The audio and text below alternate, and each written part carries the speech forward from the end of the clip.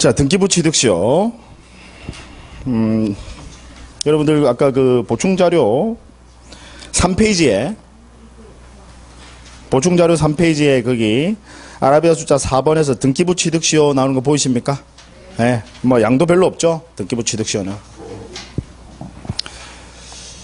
자, 이 등기부 취득시효 아까 245조 2항에 이제 규정을 두고 있는데요. 부동산의 소유자로 등기를 한 자가 소유의사로 평온공연하게 그것도 선의무과실로 몇 년? 10년간 점유를 하면 바로 소유권 취득한대요. 자, 제가 예를 들어 볼게요. 아마 여러분 이 지금 그 법 규정을 보고 도대체 이게 부동산의 소유자로 등기를 한 자가 왜 또 시효 취득을 해? 자, 예를 들어 봅니다. 자, 이 등기부 취득시효가 이제 어디에서 의미가 있느냐면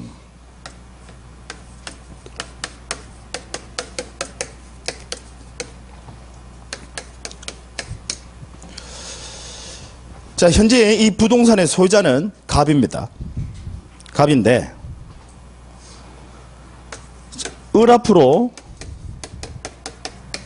소유권 이전 등기가 돼 있어요. 그러면 등기부상 소유자는 누굽니까, 여러분? 을이에요. 근데 문제는 이 을이라는 애는 무효인 등기다라는 거야. 예를 들어서 서류를 위조했다라는 거야. 그러면 여러분 아시죠? 을 소유자이에요, 아니에요? 아니에요. 소유자 아니다 이 말이죠.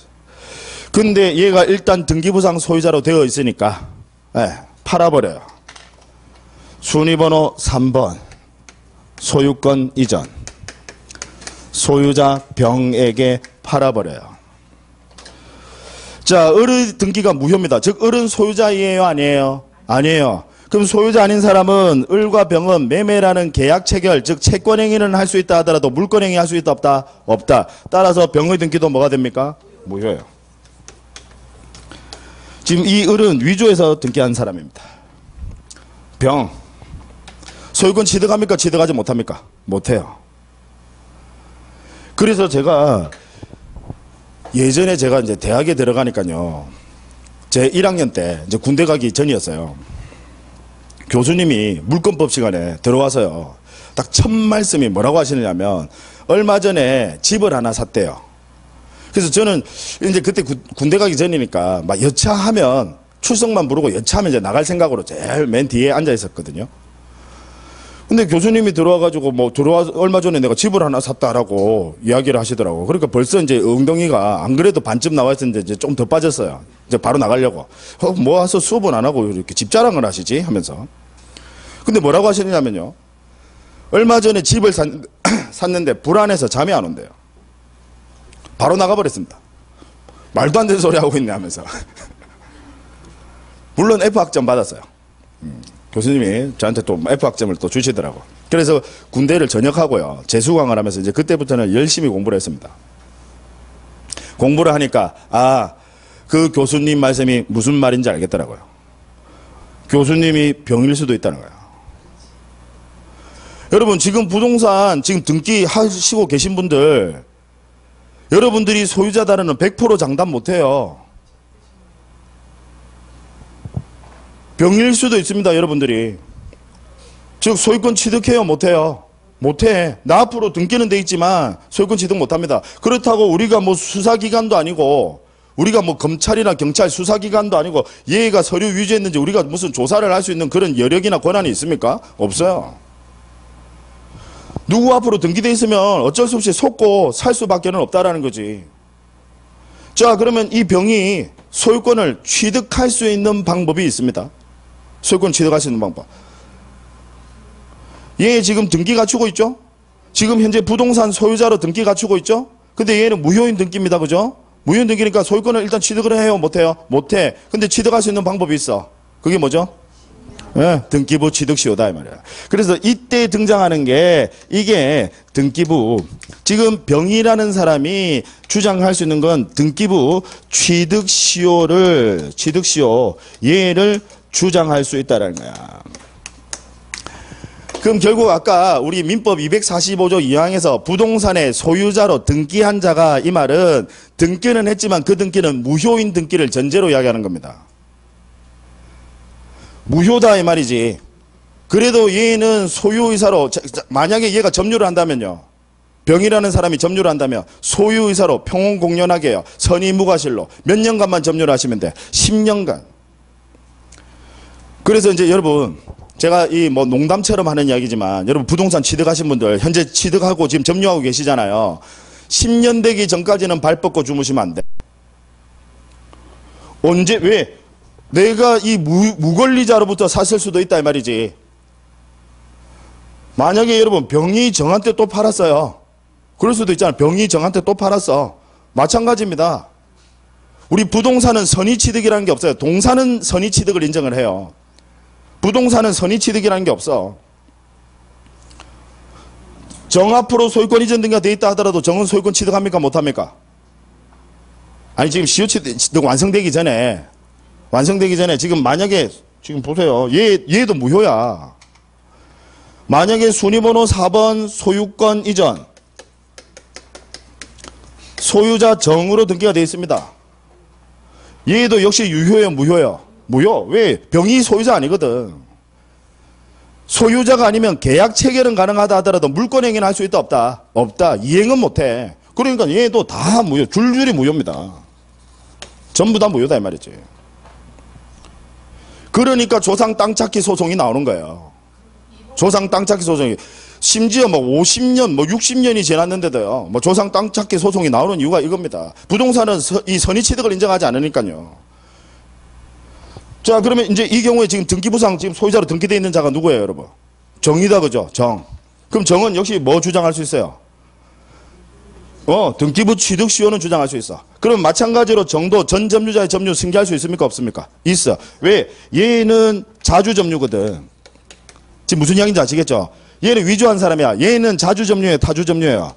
타주 점유입니다. 이거 위조한 사람이거든. 그러면 정의 바보가 아닌 이상에는 을의 점유까지 승계해요, 안 해요? 안 해. 왜? 승계를 하려면 하자도 다 승계해야 되거든. 예. 그러니까 누구까지는 승계하겠어요? 병까지는. 그러면 얘가 만약에 등기되고 5년 됐어. 얘가 5년 됐어. 그러면 정은 등기부 취득시효 주장할 수 있습니까? 없습니까? 있지. 승계 가능하니까. 얘는 자주점유거든. 얘도 자주점유야. 자, 다시요. 시간이 좀 걸리더라도. 현재 을은 위조해서 등기한 사람입니다. 위조해서 등기한 사람. 그 다음에 을과 병은 매매를 했어. 병과 정도 매매를 했다라고 대금 다 주고 했어요. 그리고 현재 정이 점유를 합니다. 그전에는 병이 점유하고 있었고. 그럼 얘는 지금 매매로 샀으니까 지금 이 병은 자주 점유다, 그죠? 아까 제가 이 자주, 타주는 객관적인 의사를 가지고 판단한다라고 했잖아. 매매. 그럼 얘 자주 점유. 그 다음 얘도 매매했으니까 얘도 마찬가지로 자주 점유. 그럼 얘가 만약에 5년, 얘가 5년. 자, 전 점유자의 점유 승계할 수 있습니까? 없습니까? 있어. 을까지도 승계 가능합니다. 다만 승계를 하려면 뭐도 승계해야 돼? 하자도 승계해야 돼. 그러면 이 타주 점유 승계해봐야 얘는 그러면 이 타주 점유는 승계해봐야 아무런 의미가 없잖아. 시효취득 못하잖아요. 지금 이해하시겠죠? 그러니까 정은 누구 것만 승계하겠어요? 병. 얘 점유만 승계하지. 그래서 5년 되면 얘가 5년만 돼도 뭐 주장할 수 있습니까? 등기부 취득시효 주장할 수 있단 말이죠. 자, 아까 245조 2항에 부동산의 소유자로 등기한 자가, 자, 아까 그 법규정 다시 한번 봐요. 1페이지에.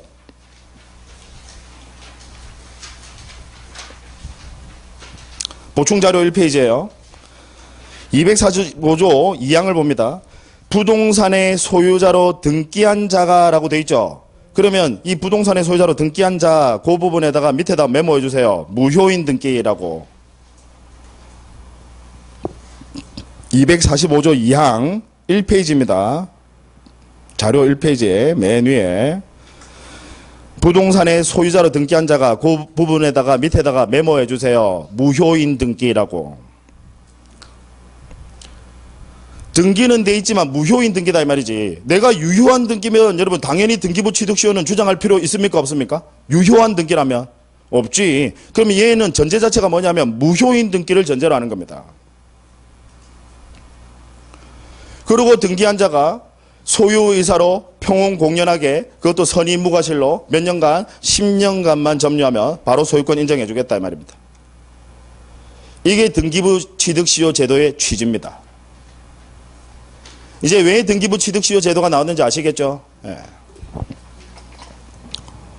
자, 그러면 등기부 취득시효는요 바로 요건 검토하시면 돼요. 왜? 대상 이런 것들은 전부 다 점유 취득시효와 차이점 없으니까. 요건.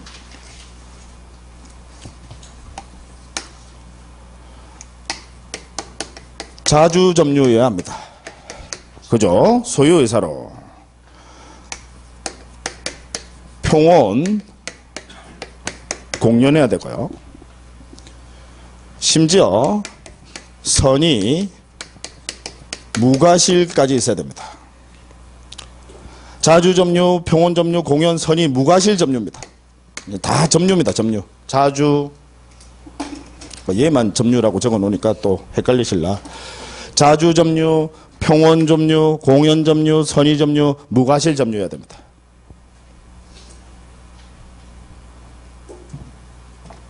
그러고 기간은 몇 년입니까? 10년이다. 10년.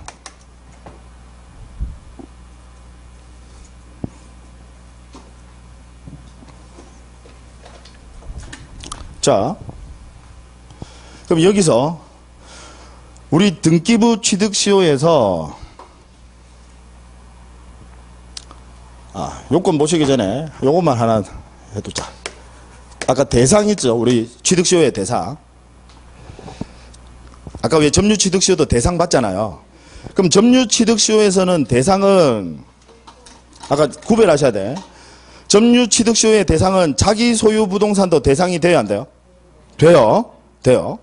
근데 등기부 취득시효는 대상이 자기 소유 부동산 대상이 될까 안 될까? 무슨 이야기냐면 이미 내가 소유자로 등기까지 됐어요. 등기부 취득시효라는 게 이미 등기까지 됐어. 근데 문제는 걔가 유효한 등기래. 유효한 등기면 내가 완전히 유효한 소유자거든. 그러면 등기부 취득시효를 주장할 이유가 있습니까 없습니까? 없어요. 따라서 자기 소유 부동산은 대상이 안 된다라는 점이 이게 점유취득시효랑 차이점. 출제자료도 내고 싶으시죠? 여러분이 출제자료도. 헷갈린단 말이야. 아까 점유취득시효는 자기 소유 부동산도 대상으로 해. 왜? 입증 책임의 문제 때문에. 그죠? 대상으로 해줘요. 근데 등기부 취득시효는 이미 등기까지 갖췄어. 그리고 유효한 등기라면, 즉 유효한 등기라면 자기 소유 부동산이다 이 말이지. 지금 무슨 이야기인지 아시겠죠? 그분이 굳이 취득시효를 주장할 이유가 있습니까 없습니까? 없어요. 대상이 되지 않는다라는 거. 그 다음 다시 여기 요건으로 오셔가지고, 자, 이 요건에서 우리 지난 시간에 점유권 공부하실 때 점유를 한 자는요 5만 걸 다 추정해 줬죠. 그죠? 자주 점유 추정하고, 그죠? 평온, 공연, 선의, 거기다가 점유 계속도 추정을 해. 그 다음에 정당한 권한이 있음을 전부 다 추정한다고.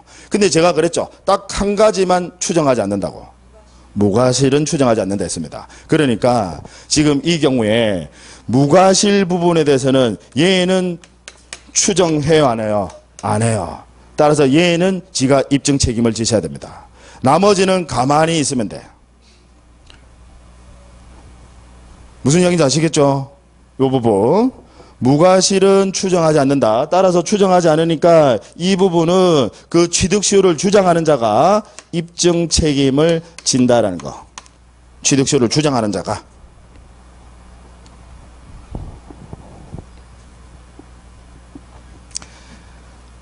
다시요. 일단 그 점유를 하고 있으면 전부 다 추정을 합니다. 소유의사로 점유한 것으로 추정을 하고 평온 공연하게 그것도 선의로 점유한 것으로 추정하고요. 정당한 권한이 있음을 추정을 하고요. 심지어 점유 개시 시점과 나중에 그 종료 시점을 만 점유를 입증만 하면 중간에 계속 점유가 계속된 것까지 전부 다 추정을 합니다. 뭐만 추정하지 않습니까? 무과실. 중요해요. 출제 포인트다 이 말이지. 무과실은 추정하지 않으니까 따라서 그 점유자가요, 내가 과실이 없었음을 주장, 입증하셔야 된다 이 말이죠. 다른 것들은 다 상대방이 다 주장, 입증해야 되는데. 즉 피고가 다 주장, 입증해야 돼. 왜? 추정하니까.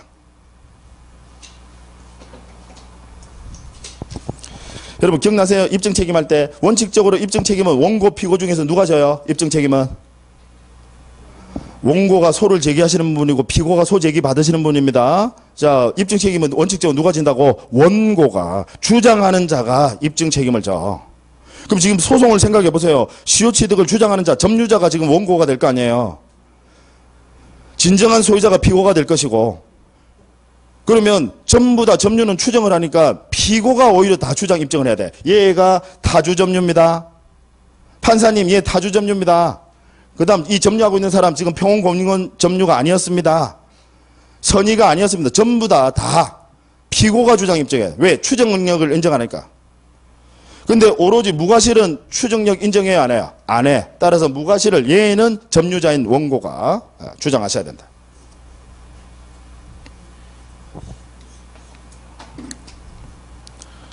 일단 요것만이라도 좀 기억해 두세요. 이제 자꾸 이제 하다 보면 이제 그거 될 거니까 지금 딱 기억해 두셔야 될 거. 자, 일단 무과실은 추정한다, 추정하지 않는다? 추정하지 않는다. 그것도 기억해 두세요. 자, 됐어요. 효과 10년. 그 다음에 효과는요. 효과는 이미 아까 점유취득시효랑 달라요. 점유취득시효는 뭐까지 해야 아까 소유권 취득했죠? 등기까지. 점유취득시효는 등기까지 해야 소유권 취득한다 그죠? 근데 얘는 이미 등기가 돼 있으니까 이미 등기는 이미 돼 있습니다. 그죠? 따라서 굳이 뭐 다시 등기할 필요 있습니까? 없습니까? 없죠. 이미 등기돼 있어. 그럼 그 기간만 지나면 바로 소유권 취득한다 이 말입니다. 기간은 몇 년? 10년. 자, 됐습니다.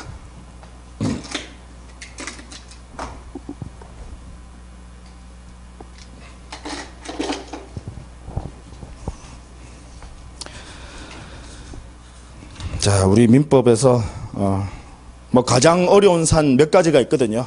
그 중에 한 가지입니다. 그래서 그 중에 한 가지 또 큰 산을 넘었네요. 그래도 저는 개인적으로는 그래요. 우리 앞에서 왜 민법 총칙 뭐 의사표시 이건 추상적이기까지 해. 그건 힘들어.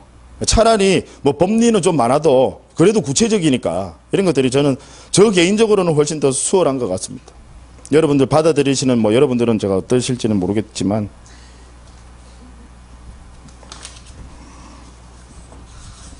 자, 이제 교재 222페이지.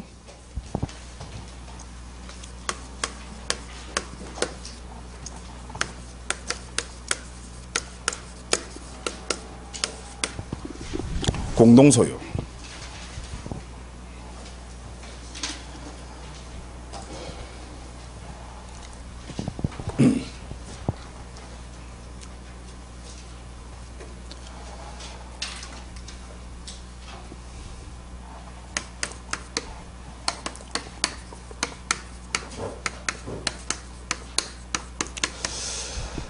자, 먼저 공동소유 종류에는요, 세 가지가 있습니다. 공유, 합유,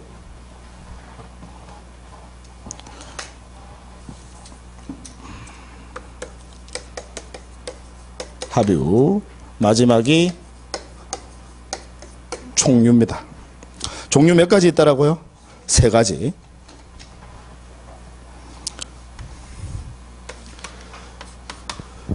자, 위로 올라갈수록요, 개별성이 강합니다. 개별성.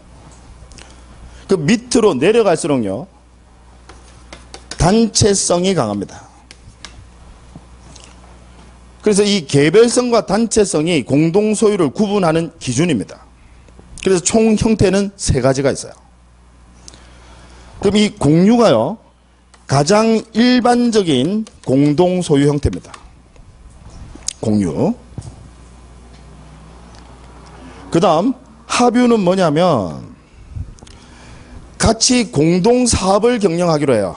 그래서 우리는 이걸 실생활에서는 여러분 뭐라고 하느냐면 동업이라고 하죠. 같이 일하기로 한다 이 말이지. 동업. 근데 민법에서는요, 동업이라는 표현을 쓰지 않습니다. 같이 일을 하기로 한 그 계약을 뭐라고 하냐면 조합계약이라고 해요. 왜? 농업협동조합 이런 거 들어보셨죠? 그래서 농업협동조합도 최초에는 동업체였습니다. 그러다가 나중에 이제 얘가 계속해서 발전해 가면서 이제 농업협동조합은 특수법인으로까지 성장을 한 겁니다. 예전에는 같이 동업을 하는 동업체였어요. 동업하는 계약을 뭐라고 한다고요? 민법상 조합이라고 합니다. 제가 왜 굳이 민법상 조합, 이 민법이라는 표현을 쓰느냐면 특별법상의 조합 말고, 아까 특별법상의 조합이 여러분들 아시는 아까 농업협동조합이라든지 아니면 재개발조합, 재건축조합 이런 것들 있죠. 얘들은 전부 다 특수법인입니다. 아시겠죠? 네. 근데 민법상 조합하면 이제 뭐 말하느냐? 같이 공동사업을 경영하기로 계약을 체결한다 이 말이지. 그걸 우리는 민법상 조합이라고 합니다. 그럼 같이 공동사업을 하기로 하면 여러분 부동산도 필요할 거 아니에요. 그죠? 그러면 부동산을 취득을 합니다. 그러면 그 구성원들의 소유 형태를 뭐라고 하느냐? 합유라고 합니다. 단체성이 공유보다는 훨씬 강하다 이 말이죠. 그 다음 총유는요, 비법인 사단. 비법인 사단. 즉 무슨 이야기냐? 법인의 실체는 다 갖추고 있어요. 우리 이제 법인의 실체라는 게 정관도 있고, 왜 정관 이런 말 들어보셨죠? 네, 정관. 그 다음 주사무소도 있고요. 주사무소. 그 다음 대표자도 있습니다.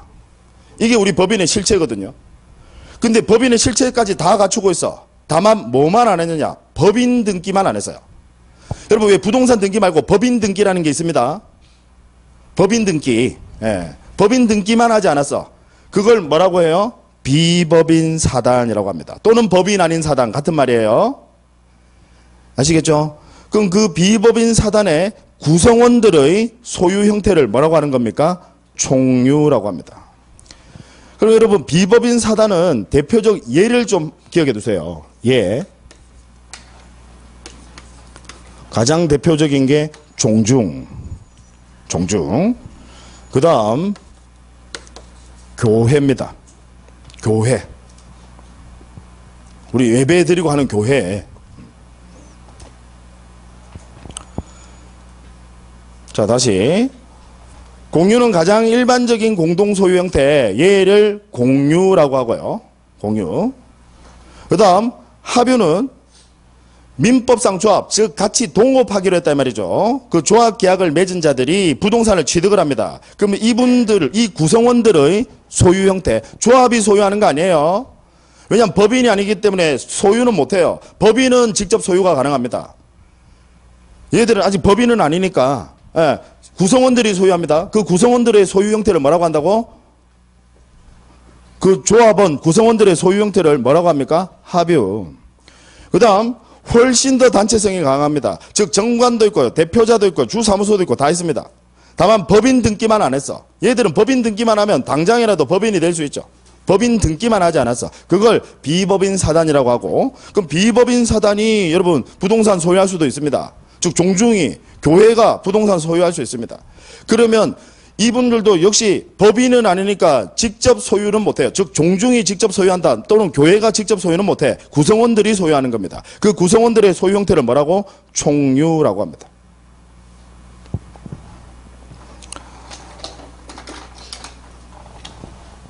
자, 그러면 비교를 하시면서 공부하셔야 됩니다.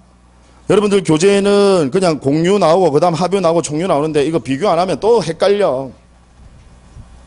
여기서는 뭐 이랬던가 뭐 저랬던가 하면서 계속 헷갈립니다. 비교하시면서. 자, 공유는요 당연히 지분이란 게 있습니다. 지분. 그럼 합유, 여러분 그냥 외우려고 하면 못 외웁니다. 이해하셔야 돼. 자, 가령 어떤 사람이 사업을 하기로 했어요. 그래서 어떤 사람은 3억을 내고요. 어떤 사람은 2억을 내고요. 어떤 사람은 1억을 냈습니다. 그런데 지분이 없다? 여러분 공평한 겁니까? 아니죠. 따라서 합유도요. 지분이 있습니다. 지분이 있어. 근데 총유, 얘는 단체성이 가장 강해. 총유. 여러분 혹시 교회 가면요. 지분 줍니까? 교회 지분 줍니까? 교회 가면? 그러면 저는 바로 교회 갑니다. 한 번씩 빵은 주고 해요. 뭐 부활절 크리스마스 때 지분은 주지 않습니다.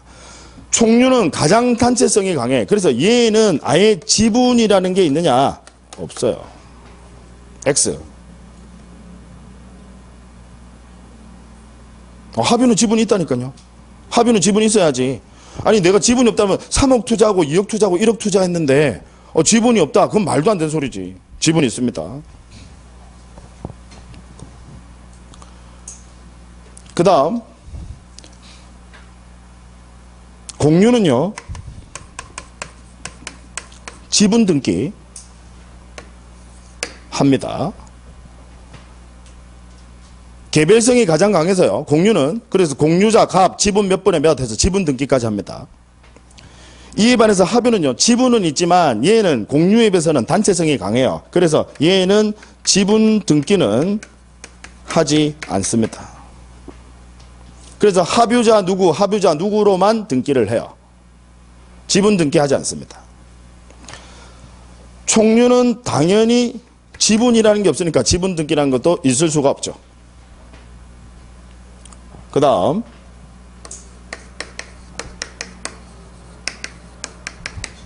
지분 처분. 공유는요. 개별성이 가장 강해서요. 이 지분 처분은 당연히 가능하고 특히 지분을 처분하실 때는 당연히 자유롭게 처분이 가능합니다. 다른 공유자 동의받을 필요 있어요? 없어요? 없어요. 내가 내 지분을 얼마든지 처분 가능합니다. 자, 합유. 여러분 한번 생각해 보시죠.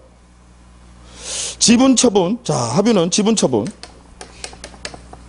할 수 일단 있을까요? 없을까요? 가능해요. 아니 생각해 보세요, 여러분. 만약에 동업을 하기로 했는데 내가 이제 지분을 가지고 있어.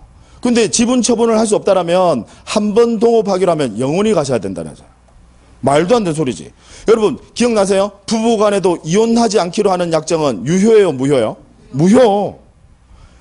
사회질서에 반하는 법률행위로 봅니다. 왜? 개인의 자유권을 지나치게 침해하니까. 이혼하지 않기로 하는 약정은 무효입니다. 왜? 결혼하기 전에 이혼하지 않기로 서로 약정했다가 그래서 결혼했는데 막 아내가 남편 때려. 그럴 수도 있잖아요. 근데 이혼하지 못한다? 말도 안 되는 소리죠. 그래서 이혼하지 않기로 하는 약정도 사회질서에 반하는 법률행위로 봅니다. 당연히 지분 처분할 수 있죠. 다만 생각해 보시면 예를 들어서 합유자가 갑을병 3명이 있어. 같이 동업을 하기로 했어. 근데 갑이 자기 지분을 함부로 막 처분하는 거야. 다른 사람에게 처분을 하면 정이라는 사람에게 예를 들어 처분을 했다. 그럼 을병은 정하고 같이 동업해야 돼. 근데 을병은 정이랑은 안 맞아. 이건 너무 가혹하다 그죠. 따라서 지분을 처분할 수는 있대. 지분을 처분할 수는 있대. 잔존 합유자 전원 뭐도 얻으셔야 된다? 동의도 얻으셔야 된다. 이런 부분들을 이제 시험에 냅니다. 총류는 지분 자체가 없어요.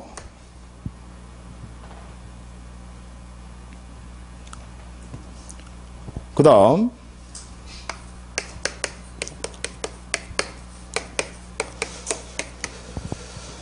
자, 공유 지분 등기하죠. 지분 등기하잖아요. 네. 그리고 지분을 처분할 수도 있다. 그죠? 그것도 자유롭게. 동의 같은 거 필요 없습니다. 자유롭게 처분할 수도 있습니다. 그러면 당연히 지분 이전 등기도 가능합니다. 지분 몇 분의 몇 이전해서 지분 이전 등기 가능합니다. 자, 그런데 합유 지분을 처분할 수는 있습니다. 지분을 처분할 수는 있어요. 그죠? 근데 문제는 지분 등기는 합니까 안 합니까?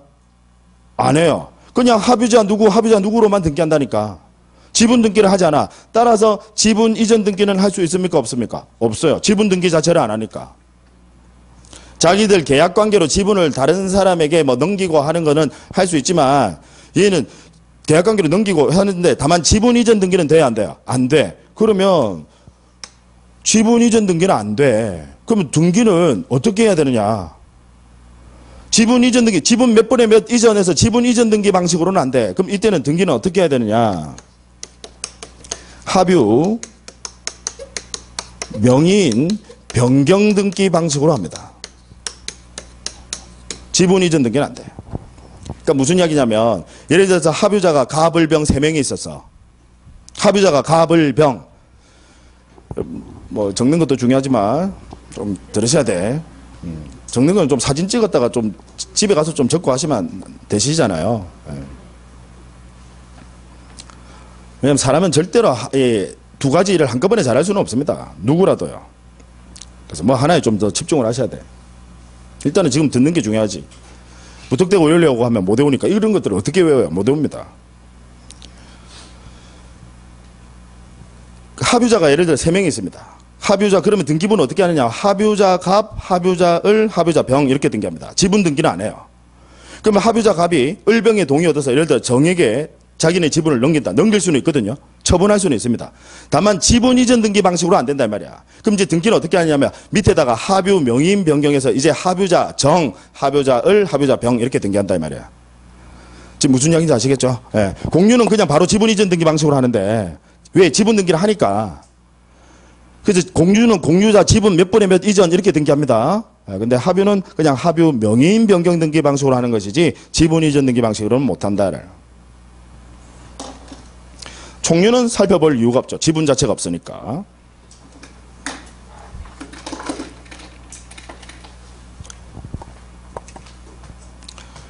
그 다음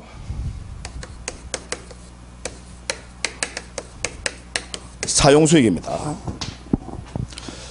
자, 공유자는요 당연히 공유물 전부를 사용수익할 수 있습니다. 다만 우리 법에서는요 사용수익을 하되 지분 비율로 사용수익을 하래요. 사용수익을 하되 지분 비율로. 무슨 이야기냐? 여러분 아까 사용이라는 건 내가 이제 직접 쓴다 이 말이고 수익이라는 것은 이제 쉽게 말해서 수익하면 임대 줘서 임대료 받는다 이 말입니다. 그럼 예를 들어서 만약에 임대를 줬어요. 100만 원을 받았어. 내가 지분이 2분의 1이야. 그러면 그 중에서 얼마만 가져가야 돼? 50만 원만 가져가야 된다 이 말입니다. 지분 비율의 의미 아시겠죠? 예, 지분 비율로 사용수익 하는 겁니다. 자, 합유. 당연히 그 구성원들이 사용수익을 할 수는 있는데 이 합유는요 우리 법에서는 특별히 규정을 두고 있지는 않아요. 어떻게 사용수익을 하라, 뭐 지분 비율로 사용수익을 하라 규정을 두고 있잖아요. 왜 별 규정을 두고 있지 않느냐면 보통 동업관계 되면 뭐 써요 여러분? 여러분 동업하실 때 그냥 아무것도 안 쓰고 그냥 막 동업하실까요? 아니면 계약서 쓰고 하실까요? 계약서 쓰고 하실까요? 그 계약서를 아까 조합계약서라고 합니다. 우리 이제 일반인분들은 실생활에서 그냥 동업계약서라고 하시는데 우리 민법에서는 그걸 조합이라고 표현해요. 형식이 중요한 건 아닙니다. 그러니까 여러분 뭐 동업계약서라고 쓰더라도 당연히 그게 민법상 조합계약서입니다. 의미 아시겠죠? 그럼 계약을 일반적으로 체결하거든요. 동업은. 따라서 사용수익도 그 조합 계약에 따라서 정해지는 겁니다. 확인하는데. 그 다음 총류. 구성원들이요 사용수익을 할 수는 있습니다. 교회 쓸 수 있잖아요. 네, 쓸 수는 있습니다. 다만 얘는요 정관이라는 게 있거든요. 왜 실체는 왜 법인의 실체를 갖추고 있어. 그래서 정관 또는 얘를 뭐라고 하냐면 규약이라고 합니다. 같은 말이에요. 정관 또는 규약에 따라서 사용수익하는 거죠. 그래서 교회에 가보시면 이제 그 교회 규약에 뭐 어떤 교회 그 건물 어떤 부분을 어떻게 쓰고 이런 것들이 전부 다 정관과 규약에 의해서 정해지는 겁니다. 그 다음 보존행위. 이제 보존이 뭔지 아신다 그죠? 지킨다 이거야. 네, 보존. 자, 이 보존은요, 우리 공유의 경우에는 보존은 중요하니까 빨강 공유자 각자가 보존행위를 할 수 있습니다. 지키는 거는 보존은 지키는 거거든. 그러니까 공유자 당연히 각자 할 수 있습니다. 그 다음 합의의 경우에도 보존 지키는 거거든. 따라서 각자 가능합니다. 아시겠죠? 지키는 거니까 각자 누구라도 보존행위는 할 수 있다 이 말이지. 내가 동업하기로 하고 이제 부동산 하나 샀어. 근데 거기에 막 누가 다른 사람이 막 불법으로 들어오고 점유하고 있더라 이 말이지. 그러면 그거 지키는 거. 야, 너 나가. 이건 할 수 있다 이 말이지. 누구라도. 지금 이해되시죠? 예. 이해되시면 조금 밝은 표정 좀 지어주시고, 뭐 인상만 계속 쓰지 마시고 조금 표정 변화. 좀 모를 때 인상 팍 쓰시고 하면 제가 잘 모르는 걸 하면서 또 다시 막 하고. 자, 총류는요. 여러분 생각해 보세요. 총류는 구성원들이 너무너무 많아요. 종중 생각해 보세요. 종중. 야, 우리 예전에 대법원 판례가요. 2000년대 초반에 대법원 판례가 전원합의체라는 게 이제 대법관들이 다 나와가지고 판례를 변경을 할 때는 전원합의체로 하거든요. 2000년대 초반에 판례가 변경이 되기 전까지만 해도 예전에 종중의 구성원, 종중원이라고 하잖아요. 이 종중원은 성년의 남자분들만 구성원이 됐었어요. 종중원이. 근데 이게 우리 대법원에서 남녀평등의 원칙에 위배가 된다라고 해서 전원합의체로 판례 변경을 하면서 이제 여자분들까지도 전부 다 종중원입니다. 몇 명인지도 몰라. 가령 안동김씨 종중. 몇 명인지도 몰라. 안동에 가면요. 안동김씨 종중소의 땅이 제가 그때 TV 보니까 TV에 한번 나왔더라고. 안동김씨 종중 땅이 안동에 그게 재산 가치가 수백억이더라고요. 구성원이 몇 명인지도 몰라. 근데 이분들이 각자 알아서 전부 다 보존행위를 한다? 난장판이 돼버릴 수도 있습니다. 무슨 얘기인지 아시겠죠? 그래서 이 총류의 경우에는 보존행위 또한 이 보존행위도 사원총회 우리 회사로 치면 주주총회입니다. 주주총회의 결의를 얻도록 합니다. 아시겠죠?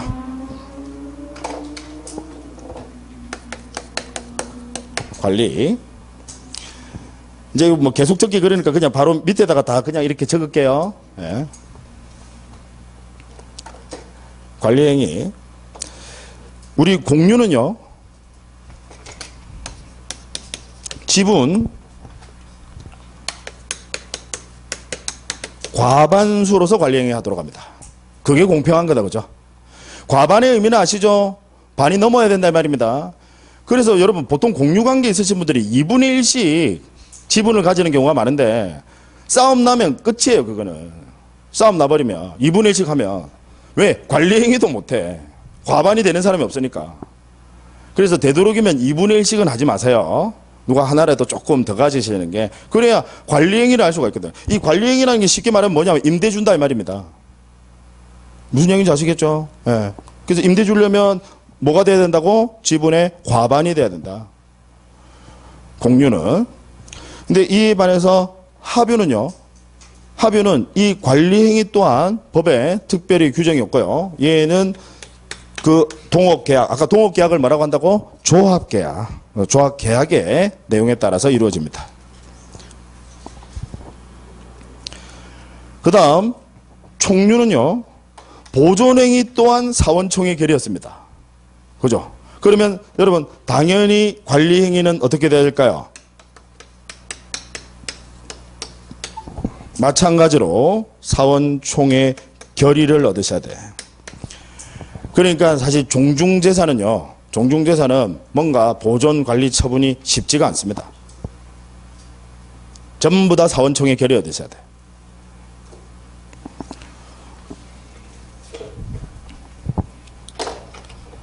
그 다음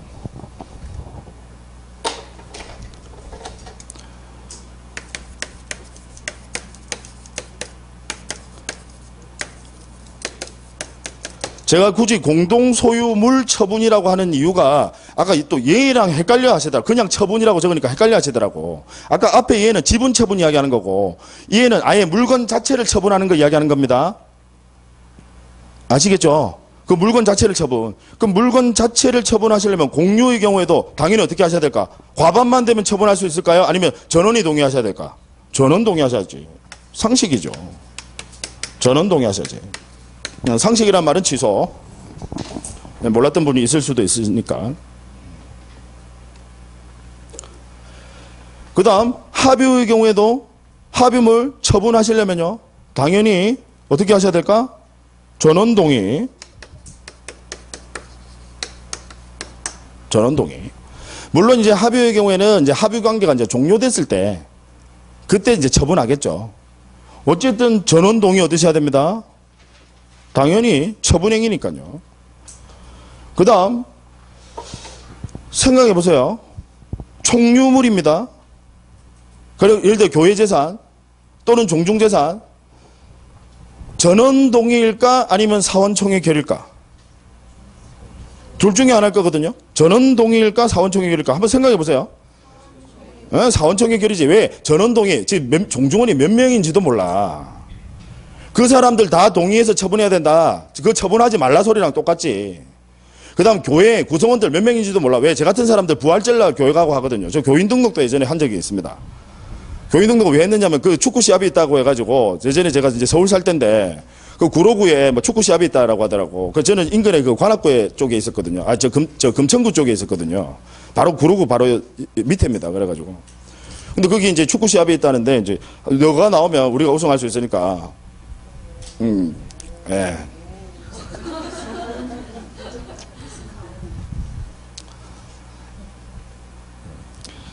제 후배가 이제 국가대표 선수 출신이고 그래요. 지금 현재는 감독했다가 이제 벌써 나이가 이제 그렇게 돼버렸더라고. 저도 이제 그런 거 보면 이제 한 번씩 보면 이제 제가 수업을 하는데 지금 제 딸 나이보다 더 어린 학생분도 있고 하더라고요.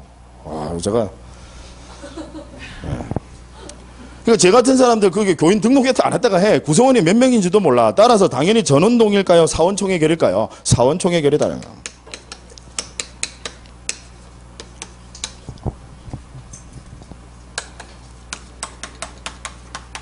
결의.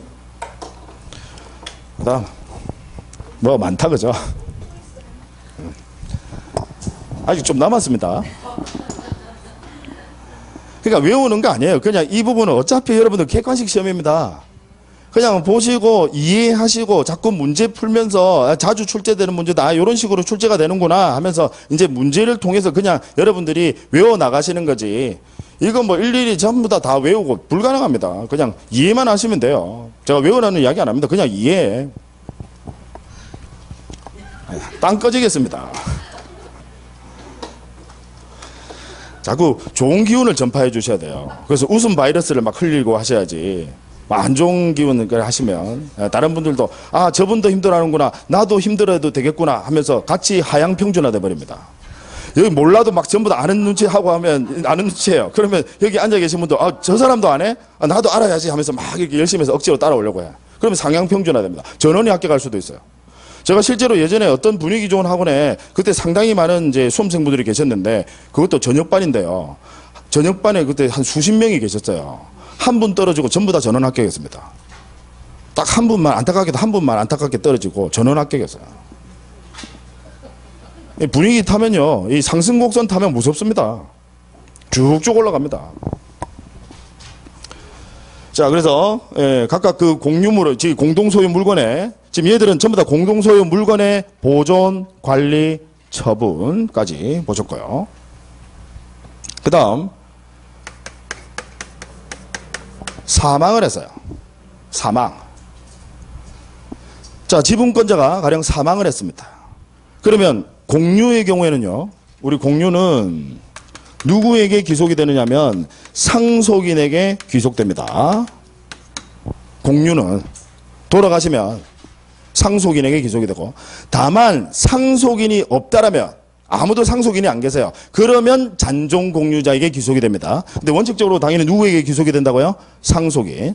자, 그런데 합유 한번 생각을 해보죠. 같이 공동사업을 하기로 했어.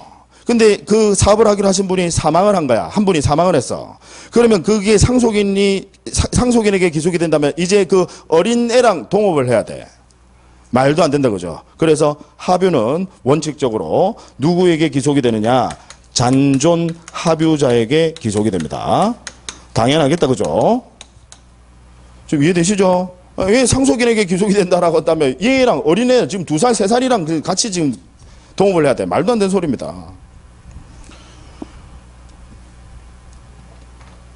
그 다음 총류는 아까 지분이란 게 있어요 없어요? 총류는 지분 없어요. 그러니까 그건 생각하실 필요 없고.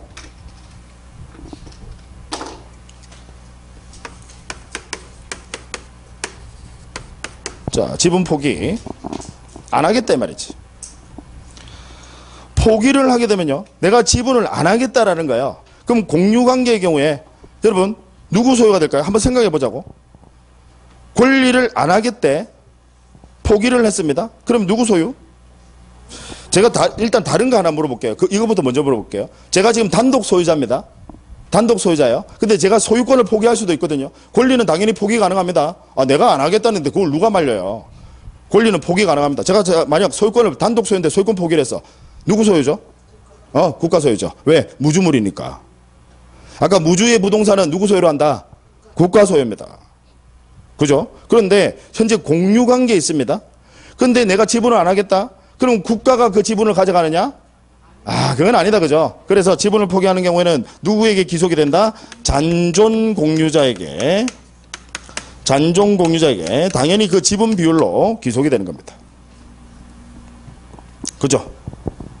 그 다음 합유의 경우에 만약에 지분 포기를 했다? 동업하기로 한 사람이 안 한대. 그러면 그게 역시 국가에게 가는 겁니까? 아니죠. 그럼 국가랑 동업을 해요? 그럼 좋긴 하겠다. 그죠? 국가랑 동업을 하면. 지가 알아서 돈 뭐 필요할 때 다 대주고. 당연히 누구에게 기속이 될까요? 잔존 합유자에게 기속이 됩니다. 그죠? 근데 총류는 지분이라는 게 있어요 없어요? 없어. 그러니까 뭐 지분 포기라는 것은 있을 수가 없죠.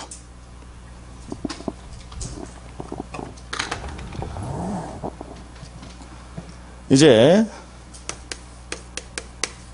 공동소유 물건의 분할입니다. 분할. 자, 공유는요,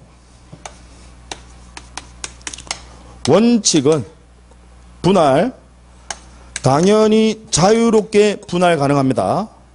공유는요, 자유롭게 분할 가능해요. 쪼갠다 이 말이지. 네, 가능합니다. 다만 예외적으로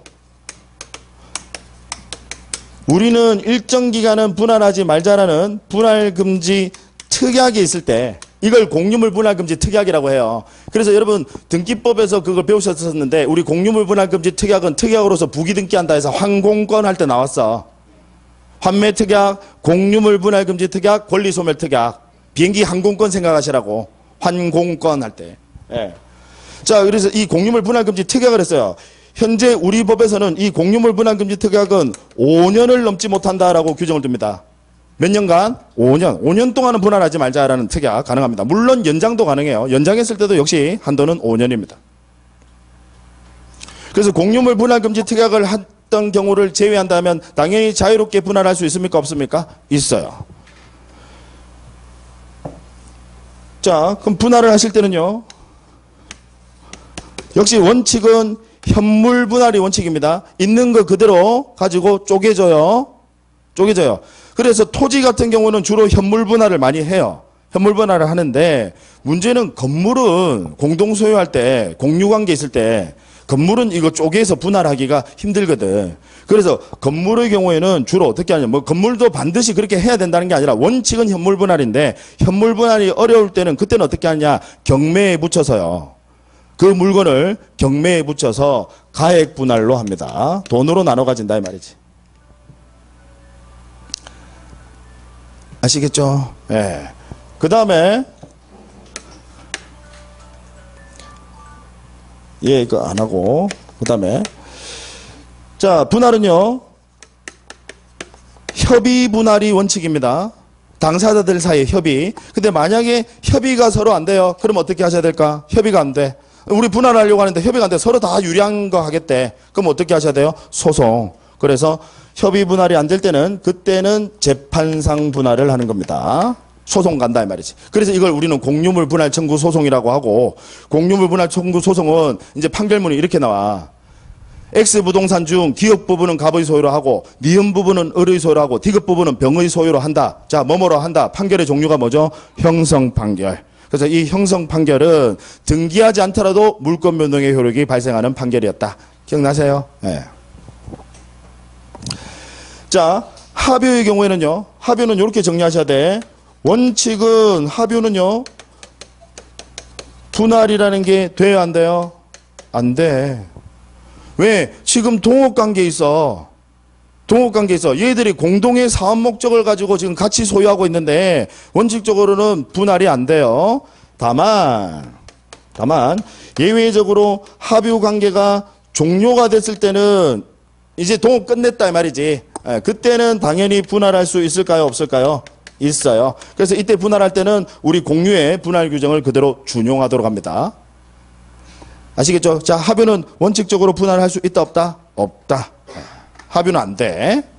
그죠? 다만 합유 관계가 종료가 됐을 때는 분할할 수 있어요 없어요? 있어. 그러면 그때 분할할 때는 아까 공유물 분할 규정을 그대로 준용한다. 즉 현물 분할이 원칙이고, 그다음에 예외적으로 가액 분할, 그다음에 협의 분할이 원칙이고, 역시 예외적으로 재판상 분할.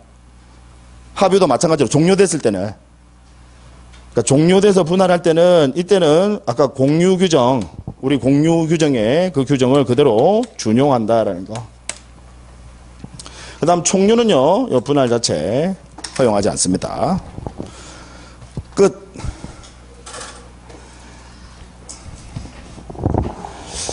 근데 지금 제가 아까 말씀드린 대로 교재는 순서대로 나와 있어요. 이거 여러분들이 비교 정리하시려면 못 하십니다. 아예 할 수야 있겠지. 시간 무지 걸려요. 그러니까 그냥 제 칠판을 통해서 같이 한꺼번에 정리를 해 주시기 바랍니다.